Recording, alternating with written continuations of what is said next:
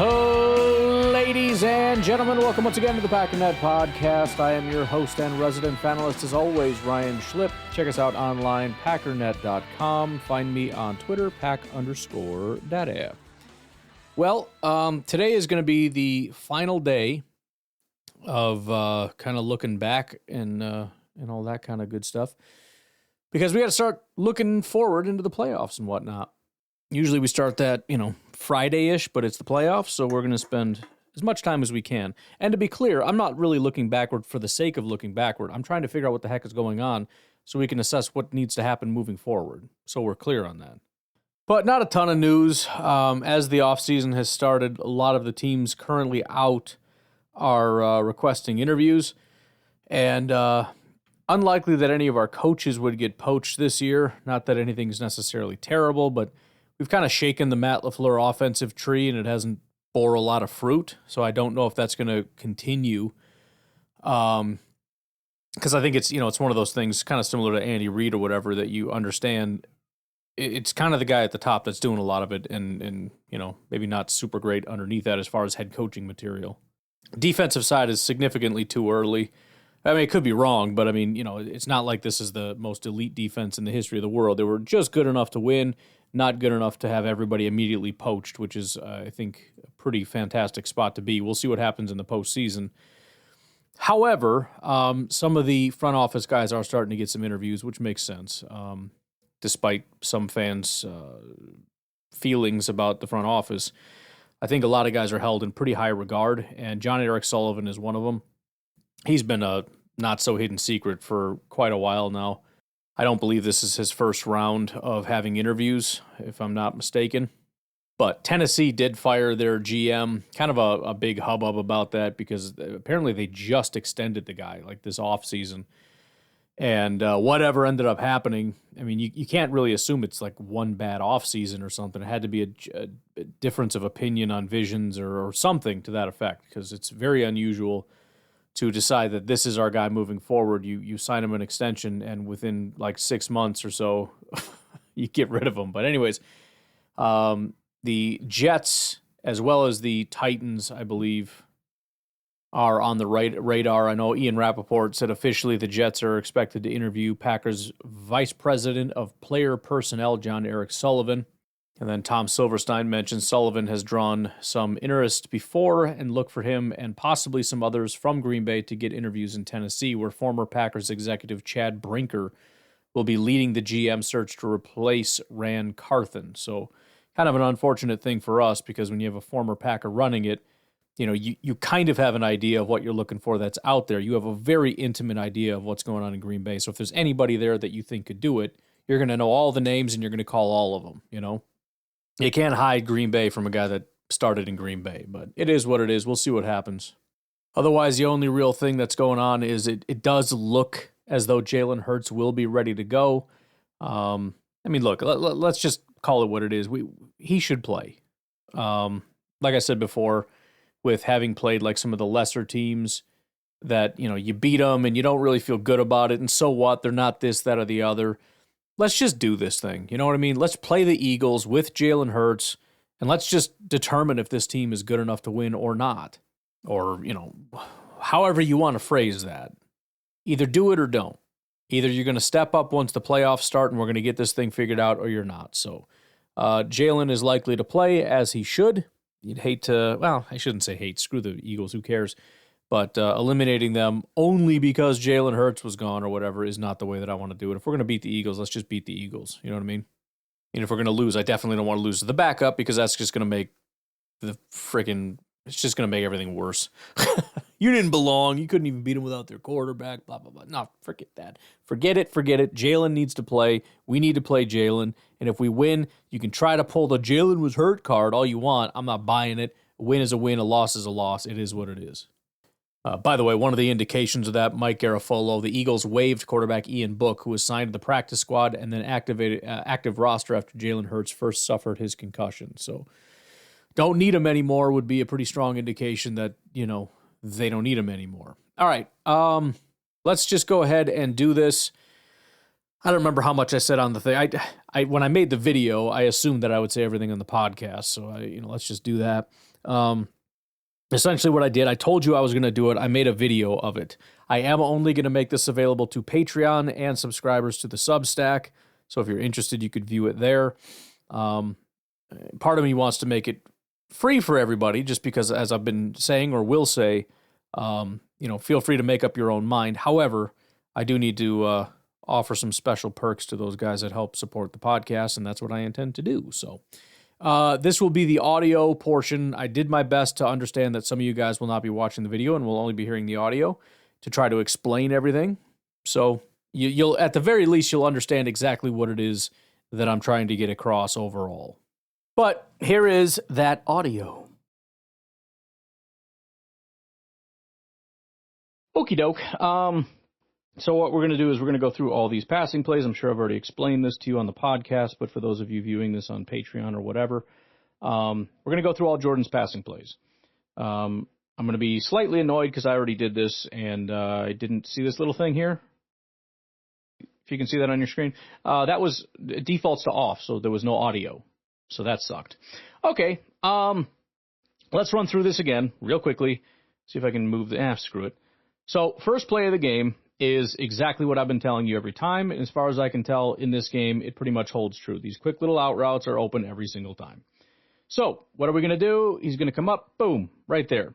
Jordan's going to get a quick little throw. Here's the ball coming out to Dontavian Wicks on this little out route. Beautiful ball, maybe a little bit behind him, but it's perfectly placed as far as I'm concerned. And he goes out right there, which is fine. 6-yard pickup on first down is fine every single time. So great, good start. Here is the second play of the game. So Jordan's going to be under shotgun. We're going to run a little play action, which everybody's been begging for. We got Bo Melton going in motion. Jordan's going to turn around. All right. So here is the throw right here to Josh Jacobs underneath that I've been saying last week he needed to do more of, right? Look at this. I mean, just a one-on-one opportunity. You can possibly beat this guy. Same with Tucker. Dump it to Tucker. Give him an opportunity, right? He's going to do that on this play. There's two issues, though. Let's move this forward a little bit. Okay. Number one, as you can see, we have a wide open player at almost the 50-yard line. And it's in almost the exact same line of sight. I believe that's Jaden Reed. Let's take a look. Here comes Jaden Reed. He's going to go behind those defenders. This guy gets drawn this way. He doesn't really seem to notice Jaden. That ball could be out just the same. Have it sitting right about here. Boom. Done deal. That's game over, right? Instead, he decides to dump it off because he just said, screw it, I'm going to dump it off. As you can see, he wasn't I guess there was some pressure coming from there. I don't think he really saw it, but whatever. The other issue is the placement of the ball, because if you're going to have Josh Jacobs catch this and beat this guy, you got to throw it out in front so he can catch it while he's running and get around the outside, et cetera, right? He throws it behind him. So Josh Jacobs has to stop, reach backwards to his back shoulder, and by the time he catches it, he gets hit. So that play was going nowhere. So he had an open man at about the 50, decided not to throw it to that guy, checked it down, despite having an open man on the play, and threw a bad ball, and it ended up not going for anywhere because Josh Jacobs has no chance of picking up yards when he has to stop. All right, next play, we're going to be in shotgun. And this is the one that maybe scares me the most because it reminds me so much of Aaron Rodgers at the end here in Green Bay, where the throw is there and you can see him panic. And he's just like, no, I'm not going to do it. Let's watch Christian Watson. I've said these out routes are there all the time. This is a little bit of a deeper one, but it's the same exact thing. Here's Watson. Doop-de-doop-de-doop-de-doo. Ball is snapped. Look at this. Look at this. This is death. Okay? Christian Watson runs a great route. He hits the E-brake and runs behind this guy. The defender is facing the exact wrong direction. Christian Watson is behind him, running to the sideline. The defender is facing the end zone. This ball needed to be out, put right there, and that's an easy first down to Christian Watson. Easy frickin' money. If you don't want to do that, you have this guy down here, Tucker Kraft coming across. That's an automatic, 5 yards, if you just dump it to him, right? Doesn't throw it. And you can see him, he pulled his eyes down. You can see him pull his eyes down and say, never mind, I don't want to go that way. Why? That was it. That was the throw. Now he's looking to Jaden Reed. There's nothing there. So what does he do? He's going to bail because somebody's coming. Okay, as you're running, hit your tight end, right? Throw it to him, throw it to him, throw it to him. Nope, so what happens? Tucker's like, all right, I got to get up here and I guess do some blocking or, whatever. Jordan just kind of ducks it at his feet. Just throws it at Tucker's feet. Now, when we're watching this, it's like, oh, it's terrible play calling. Nobody's open. Yes, there is. Yes, there is. Christian Watson right here. Boom. Throw it. Boom. Right there. Look at it. The weight is right. It's already on his back foot. He's ready to uncork it, and he doesn't. He panics, and watch his feet. Watch his feet. See how he does that? That little, like, panicked hopping that he does? Right here. Run. The throw is there. It's unnecessary. Throw it. All right, so things are a little disjointed. Our quarterback, he threw that first completion, but he's clearly not comfortable. So what are we going to do? We're going to scheme up a nice, easy one for him. We got Tucker Kraft coming in here. He's going to quick block after we snap this ball right about now. Block, release, screen pass, right? Okay, nice and easy screen. He's going to get up the field. Okay, all right. So now we got you another completion, Jordan. You feeling good? We're past the 50. Let's calm down, brother. Let's just go ahead and calm down. We got this. Okay, so that's 2 nice completions-ish. I don't know, maybe there's another one. Oh, no, yeah, there was the one that went for nothing to the running back. Whatever. We're rolling here. Just calm down, brother. All right, here's the next play now. Well, what are we going to do? Old Faithful, Christian Watson, boom, boom, running a little out route. Is it open? Yes, it is. Is this the one where Christian Watson drops it? Yes, it is. Is that a problem? Of course it is. That's a problem. It's a drop. I've already identified about 7 problems that Jordan made, but yes, Christian is about to make his first mistake right here. All right. So, and we're going to look at this play from several different angles. We've got Bo running in motion behind the quarterback. Here comes Christian. Look at that space. Look at that beautiful space right there, huh? Okay, 2 issues here. I guess I don't hate that it's predetermined because you can see the cushion, whatever. But it sucks to see Dontavian Wicks do this. Wide open. He's even throwing his hand up. Dontavian Wicks potentially has a touchdown on this play. But Jordan decided, nah, screw it. He's looking at the situation. He's going, nah, this is an easy pickup. So he decides to take the easy pickup, right? But again, Wicks had a heck of a gain here, man. I mean, that's a big play. Anyways, the other issue is that when you look at the placement of the ball. Now, again, should you catch that? Yeah. I mean, his hands are there. Why is he diving backwards for this pass? He should be standing past the line of scrimmage or past the first down marker. Jordan throws it at the ground 2 yards behind. So instead of Christian just continuing to run, right? So let's look at where he's going here. He's not expecting to have to dive back that way. Put the ball where he's standing, right here. I mean, even if you want to put it here, whatever, I don't care. He should be standing. He shouldn't be diving at the ground, catching it. Look at that. It's an inch off the ground, 2 yards behind the first down marker. It's unnecessary. You could throw it past the first down marker at his chest right here. But not a good ball. Christian drops it. Should you catch that? You should catch that. Also, you should throw a better ball. Also, just throw the touchdown to Wicks would be nice. But yeah, Watson, piece of garbage, sucks, hate him, loser, jag off. He ran a great route that also would have been a big gain in the last play, but that doesn't count because Jordan decided not to throw it to him, so we can't give him credit for that, so he's just a bum. All he had is 1 drop on the day. What a piece of garbage he is. All right, so things are obviously a little bit disjointed. I don't know exactly why. This is a great example of disjointed. Now, my assumption is that when you draw up a play, generally speaking, you've got sort of your 1, 2, 3, 4, whatever, right? I would have to assume that the defense and what it's dictating would kind of change that. But on this play, you can see he's immediately looking at Watson, and I don't know what Watson's doing. I don't know if, once in a while these guys run kind of half-hearted routes because the ball is not coming to them. It's sort of a decoy kind of a thing, or a lot of times they're blocking. It does not appear he's running a route, and Jordan has determined in his mind, I'm throwing to Christian, and I don't know why. Watch Tucker Kraft, though, if you will. As soon as this play rolls out, 45-yard line on the Chicago 45-yard line, snap the ball. Look at this. Look at Tucker. Why are you looking down here when this is wide open? Do we, maybe he just misread the defense and he didn't understand that this guy was going to man up over here and this was going to be a free release to just, a massive pickup, easy first down, easy. But he's determined this is the money zone here. Look at Christian.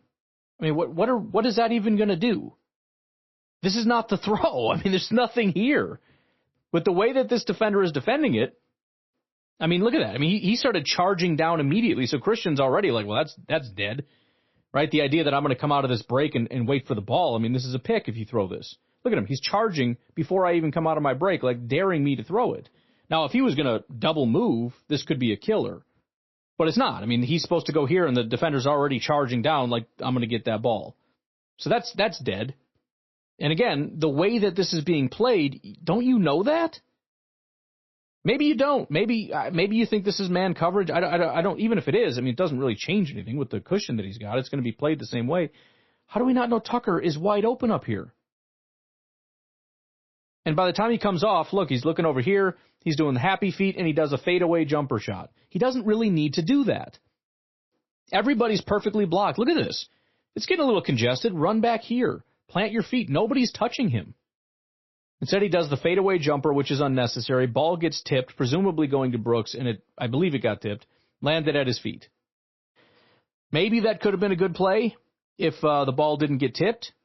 Possible, because presumably you have a blocker out here. I don't know how good of a job he would have done blocking, but if he catches it and runs this way, probably would have been blocked pretty well. You know, he didn't get blocked because the defender's running this way. If he runs this way, you know, it would have been blocked kind of thing. Maybe it could have worked. This is what I mean by disjointed. This is your shot right here. Tucker Kraft. He's going to free release. Nobody's covering him. He's completely uncovered. Jordan never looks. Never even looks. So, I don't know. I don't know why that's happening. All right, so believe it or not, things get worse from here. As far as, man, there was a great opportunity and you just didn't take it. That last one was a little disjointed. It was a little bit weird. Maybe it was LaFleur's fault because that was your first read. I don't know. I have no idea. But that play died, or that series died. So now we're back at the 30-yard line, our 30. Here we go, okay? We're going to run this play out. Jordan in shotgun, got a man behind him. Again, is anybody open? Is he just getting screwed? There's pressure everywhere? Nobody's open. This is a disaster. Let's find out. All right, here we go. So, first of all these plays generally have a reason for it. So, you've got Josh Jacobs running in the flat. That's clearly an option. By the way, look at the protection. He's perfectly fine. He has got days. Josh Jacobs, you could swing it out to him. He might be able to make a play here. He's got a defender or two to beat, but it's an option. But here's the deal. You got Tucker, and let's call it Wicks, I don't really know, running these little hook curl routes right here.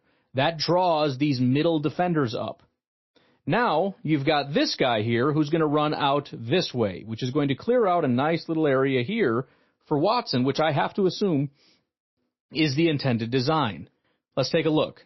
He's looking that way. He's looking over in this general direction. We've got this throw is not there. This throw is not really there. Jacobs is still an option, and here's Christian Watson wide open. How do I know it's wide open? These guys are not looking. This guy's body is facing the wrong way, and this guy's running this way. This is open, open, open, open, open. Christian Watson is getting to probably the 50-yard line at least. Instead, he decides to dump it to Wicks, who is in the same line of sight, but is just like a 5-yard gain. So he dumps it to him. I don't know what that defender was doing. He wasn't paying attention to the quarterback. I mean, that could have easily been broken up if he was just looking at Jordan. If you just come downhill, instead he just kind of like dances and starts backing up and running this way. No freaking idea why he did that. But again, for us watching TV, we look at it and go, hey, there's a big pickup for Wicks. We got a first down, blah, blah, blah, blah, blah, which is great and all. But he was open. Let me draw your attention to one other thing here because we also have this garbage tight end. He does nothing. He contributes nothing to this offense. His name is Luke Musgrave. He just can't get open. He can't do anything. Let's keep our eyes on Luke Musgrave, shall we? He's supposed to be really fast, but he doesn't do anything. He's a stupid idiot. So he's going to be manned up by number 1, and he's open. Now, the ball's already out. I get that, but he's got all day to throw. He's got Christian Watson here. He decides not to throw to. Look at Musgrave. Now, I don't know if he scores a touchdown, if this is thrown well enough, but it's certainly possible. This is a massive game. Look at how he's got him beat. Now, he's slowing down there, but this is cooked. Musgrave is taking on number 1, who I think is Jalen Johnson, and he just burned him. Goodbye. He's got him beat. You put that ball over here, boom, it's all day. But if you don't want to, that's fine. Christian catches it. He comes underneath. He's still going the wrong direction. This guy's not going to catch him. I mean, Christian's going to cook these frickin' guys. But he doesn't throw it. So we're all at home saying, finally a good play call. Finally a good thing happened. Bro, this has been all frickin' day. All day. I don't know why you throw to Wicks here.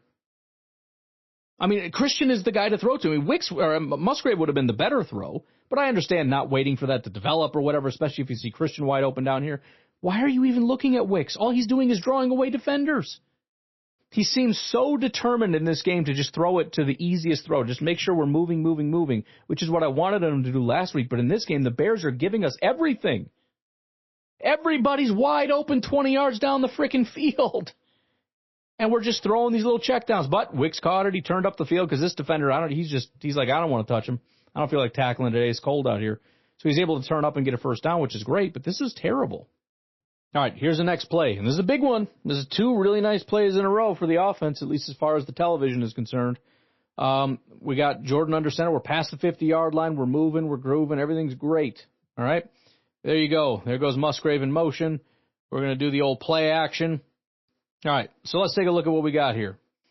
We've got Musgrave's going to come over this way, and we got Jaden Reed right here. So let me just ask you right now. Here's Musgrave going to come across here with these 2 defenders. This guy's going to come over here into this area that you could park a frickin' 747 on. Where would you throw the ball? I'm just wondering. Well, Jordan, I mean, if you were watching this, you'd think, oh, here's a big play right here. Decides, rather than throwing it to Reed, who, is shockingly wide open, he throws it over here to Musgrave. Musgrave's 1 catch of the day. The other issue, aside from just throwing to the wrong person, and you had this little out route again, not the right decision, but I'm just saying these things are open every single time.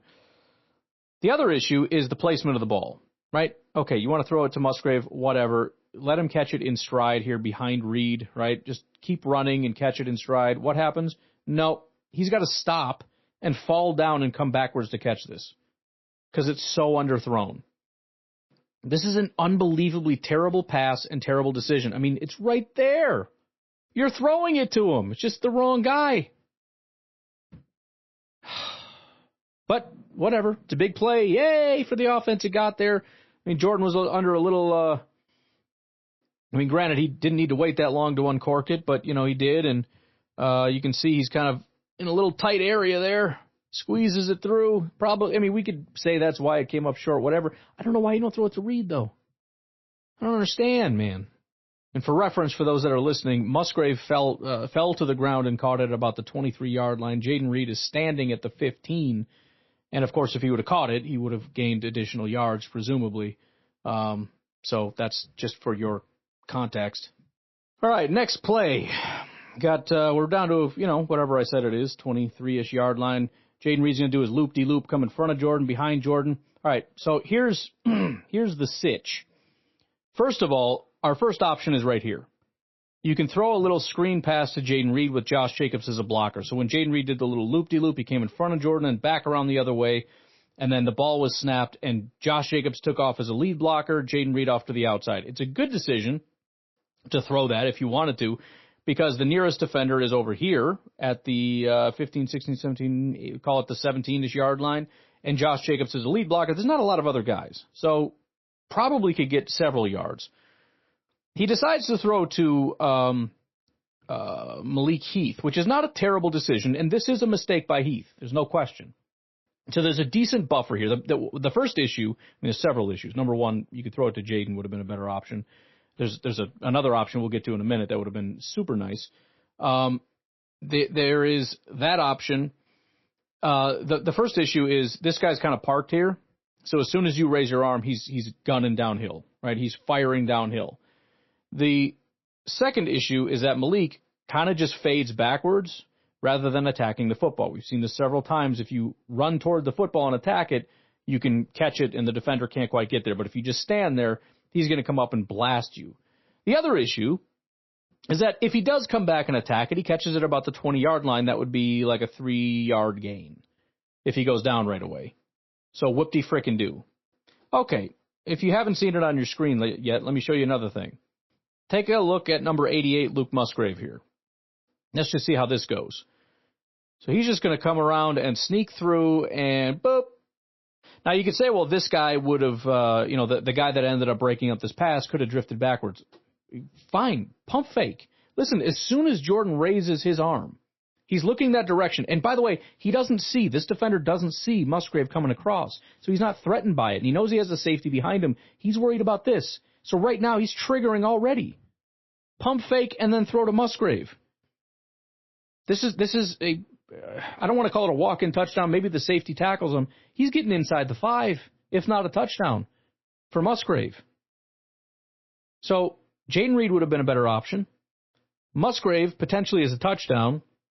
Which you might not even need to do a pump fake. I mean, the amount of separation here, plus the speed moving forward as opposed to a defender, flipping his hips and turn around and getting there? I mean, give me a break. And then, deciding on a pass that's not going to be very many yards. It gets broke up because Malik doesn't come back. I mean, I feel like he's being given a lot of options, and it feels disjointed. Like the timing isn't quite right, and the decisions aren't quite right, and the eyes aren't in the right spot, and then when they are, he's not pulling the trigger, and like it just is a little disjointed, and I don't know why. But it certainly has nothing to do with bad play calls and guys not getting open. Because every frickin' play I'm looking at, it's like, oh my Lord, oh, there was a big play. Now here's the next play. Just throwing another little screen to Tucker Kraft that worked before. See if we can kind of get that moving again, So he's going to leak out. Boom, it's right there. He's going to catch it, turn up. Unfortunately, it isn't blocked very well. Sean Ryan decided to block nothing. He had the guy, and then he just didn't. So you're kind of looking at it here. It's like, okay, you got 2 guys to beat, or 1 guy to beat if Sean Ryan could just do this. He kind of beats him, right? That's dead. I mean, he doesn't do anything. The guy that he had to beat, he crushed him. Unfortunately, Sean Ryan's guy crushes Tucker Kraft. If he could have just blocked him, Tucker's going. So, I mean, it's a play that makes sense. It worked. Jordan threw it. Tucker did a good job. But because of a lack of execution by Sean Ryan, the play didn't work. I mean, I shouldn't say it didn't necessarily. I mean, we picked up 3 yards, but it's 3rd down, so not necessarily ideal right there. So I haven't gotten this far, so we're doing this one live. This is the first one I would say went really, really well, which I hate to say because it's the one that Christian got hurt on. But let's go ahead and run this. So the thing that's different about this, and maybe they talked to Jordan on the sideline, don't just take the quick, easy one underneath because guys are getting open, because he doesn't this time, and he waits, and it comes open, and he throws it. So as we'll see here, Musgrave is open immediately. He's going to I wish he would have just continued to cross, but that wasn't his assignment apparently. I mean, look at that. I mean, if he was continuing, that would have been probably even better, but he's wide open. Jordan, though, I mean, he's taking that 5-step drop. He's ready to frickin' uncork one right now. Christian goes down right here, unfortunately. This, I mean, it doesn't look great from here, right? That's a lot of these plays. It's hard to you almost have to be imaginative to understand how this is going to work. It doesn't look great, but he's waiting. He's patient. He's not going to dump it to Musgrave. Waiting for his guy, and then look. He just vacates to that little area. Jordan, ball's already out, so great anticipation. He knows that there's going to be a vacated area here. He throws it to Wicks. Boom. Beautiful. I mean, knowing where to go, knowing where to put your eyes, knowing which guy you're going to throw to and why, knowing when to release the ball and where to put the ball, not taking the underneath bait just because it's sitting there. I mean, it's beautiful from Jordan. Unfortunately, again, Christian Watson goes down on this play, and so it's hard to call it a great play, but this was my favorite one from Jordan Love. The first play that just looked like it was played out exactly like it was supposed to. All right, now these are a little bit harder to decipher. It's pretty easy to blame Jordan on this one without really know. I mean, you kind of have to predict the future, which is always hard to do. Couple things on this play, and this is one that you could maybe blame Matt LaFleur, although I do think that there's an option. But essentially, they're trying to take a shot here, and because you got 3 guys running real deep, and then 1 underneath relief valve, and that gets taken away by the Chicago Bears. They're not going to let them do it. So that relief valve is just gone, as you'll see here. So under center, we're just past the 50-yard line. Jordan takes a snap, and then you can see Musgrave is going to block and then release. Now, if this guy wasn't here, fine, but you've got a linebacker, I'm assuming, that's just going to come down and be like, nope, don't even think about it. Now, fortunately for us, Jordan isn't thinking about it.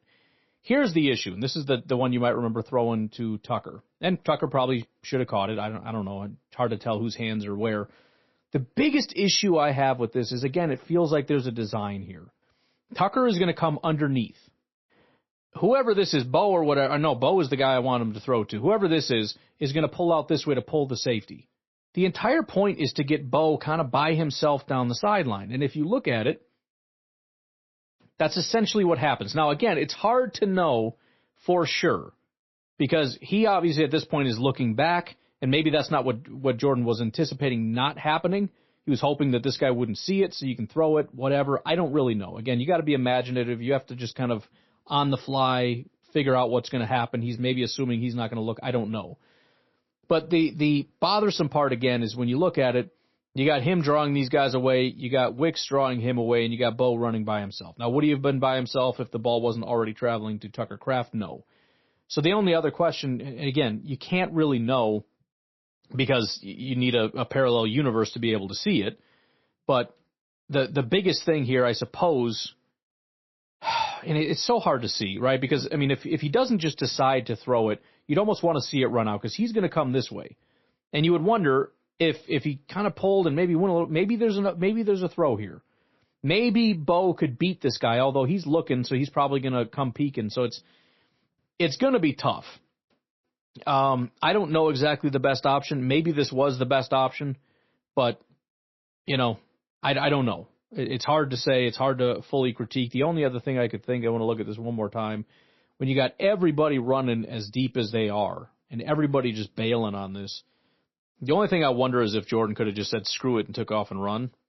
You know, at this point right here with him coming underneath, if you take off this way, although he's going to come get you, I don't know. I don't think there's, it's hard to know. It's really hard to know.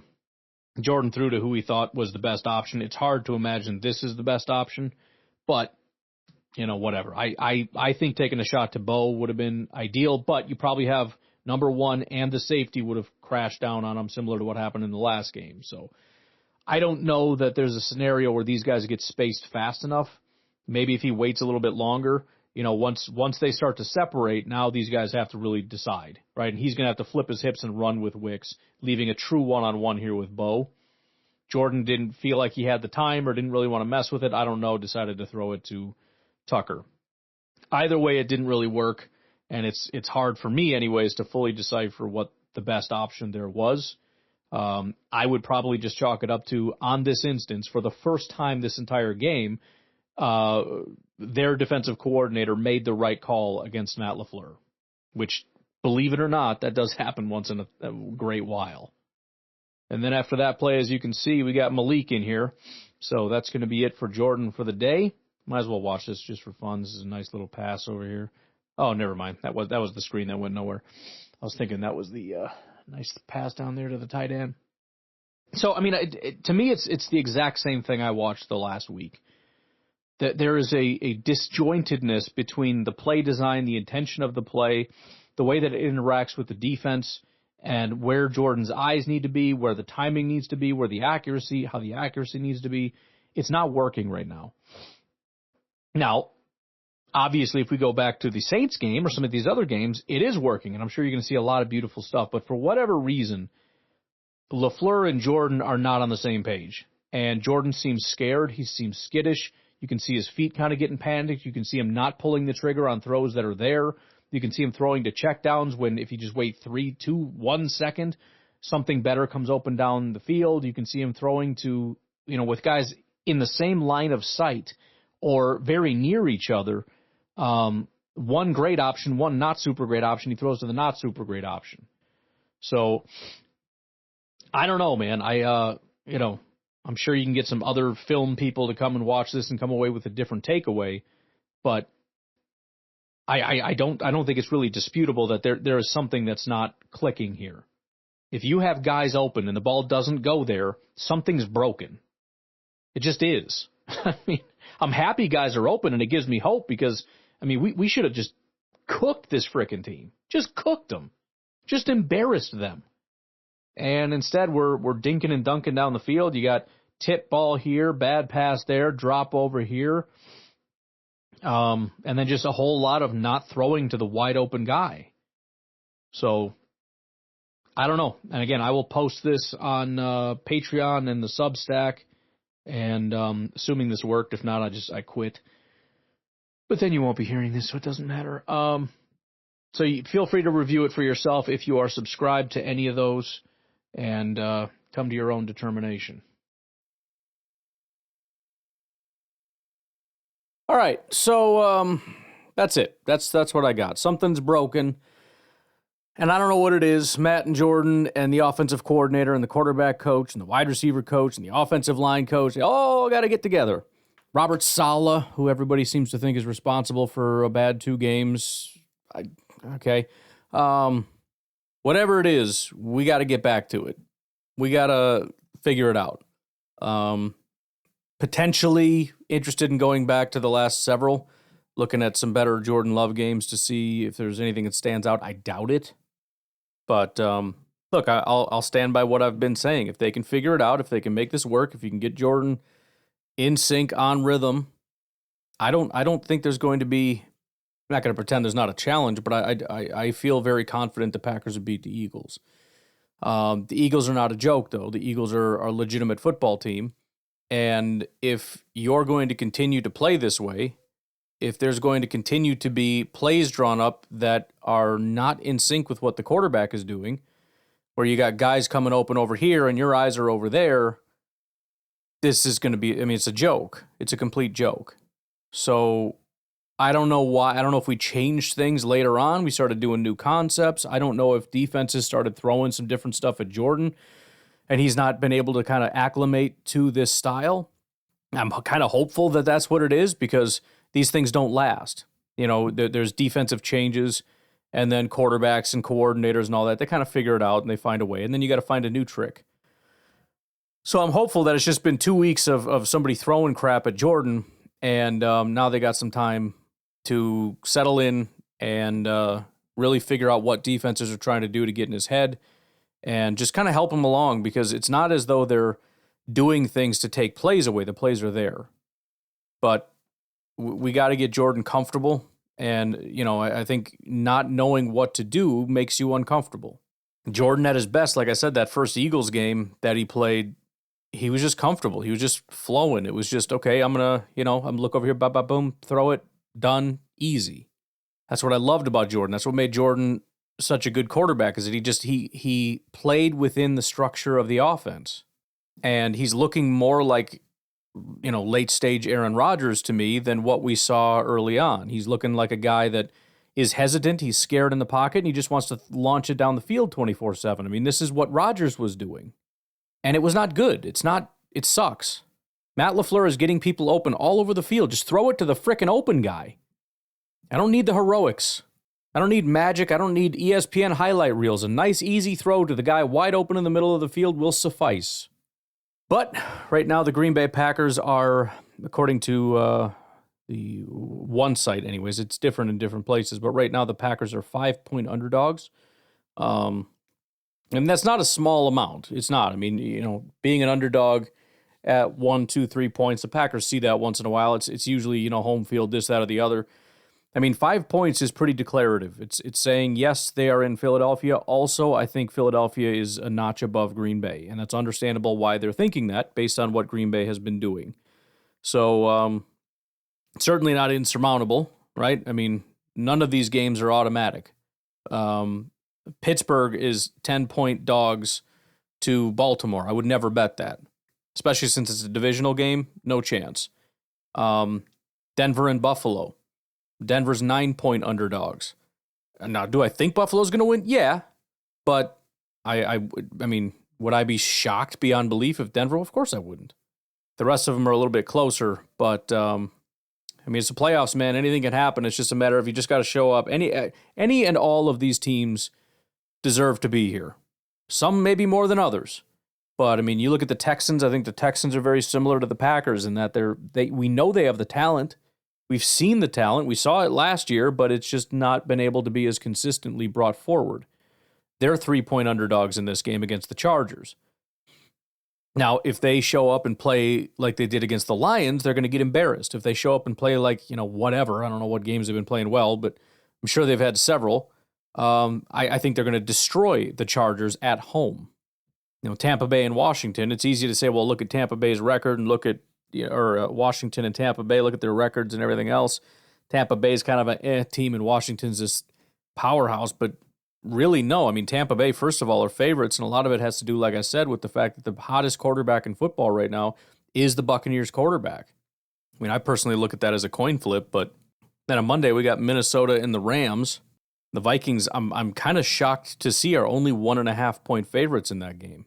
So I bring that all up because I know how it feels to be a Packer fan, especially a more, call it negative Packer fan or whatever. I wish I had saved, somebody had sent me an article. There's a whole thing, a psychological thing about, essentially when people are negative, they're setting up a win-win situation for themselves. If the Packers win, yay, the Packers won. If the Packers lose, yay, I get to say everyone, I told you so. So it's a coping mechanism basically. But I understand it. I understand looking at it and having more of a dire, like, I just don't think we can do it, and da-da-da-da. But when you look at other teams, like, I don't know, not that big of a deal. Like, can Denver beat Buffalo? Yeah. I don't think they're going to, but yeah. If they did, it'd be more of, it wouldn't be like, oh my God, I can't believe it. It would just be more of a, like, oh, that's crazy. It's freaking Buffalo, man. They just can't get their crap together. They're never going to win a Super Bowl, are they? I think Pittsburgh and Baltimore maybe would be the biggest one for me if I had to say it, just because, I don't know, Pittsburgh, I feel like they don't have much going for them right now, and Baltimore seems pretty scary. But, I mean, Baltimore's no different than anybody else. We talk about how the Packers can never get it done in the playoffs. Okay, how about Baltimore? How they've been doing in the playoffs? How's Buffalo been doing in the playoffs? How's the Chargers been doing? These teams go to the playoffs all the time. How's Pittsburgh done in the playoffs? Philadelphia, well, they did win a Super Bowl with that backup quarterback like 5-6 years ago, I guess. Minnesota, can't say LA because of that fluky frickin' Super Bowl they won. I cannot believe they won that. There's a lot of teams that are in here like every year. Baltimore's one of them. And it's the same reason why there are no guarantees, man. And the only reason the Packers are underdogs right now is because of how they performed in the last 2 games. Had that gone differently, I can't promise they'd be favorites, but I mean, if they had played really well, there's a chance that they would be. But the point is, the entire narrative flips if they beat Philadelphia, because now you have to recalculate a little bit and go, okay, so they're good enough to beat Philadelphia, potentially better than Philadelphia. What does that mean? So that's all there is to it, man. You just got to show up and you just got to put it out there. It's not looking great right now with what I'm watching. The fact that, we're at the end of the season and it's like we don't seem to know what we're doing at a very basic level. But, it is what it is, man. We'll continue to keep an eye on the injury report, which will begin, today for you, tomorrow for me. Dallas Cowboys denied permission of the Chicago Bears to interview Mike McCarthy. That's funny. Anyways, I got to get out of here. I got to get Packernet After Dark going, so you guys have a good rest of your day, night, whatever. Have a good one. Bye.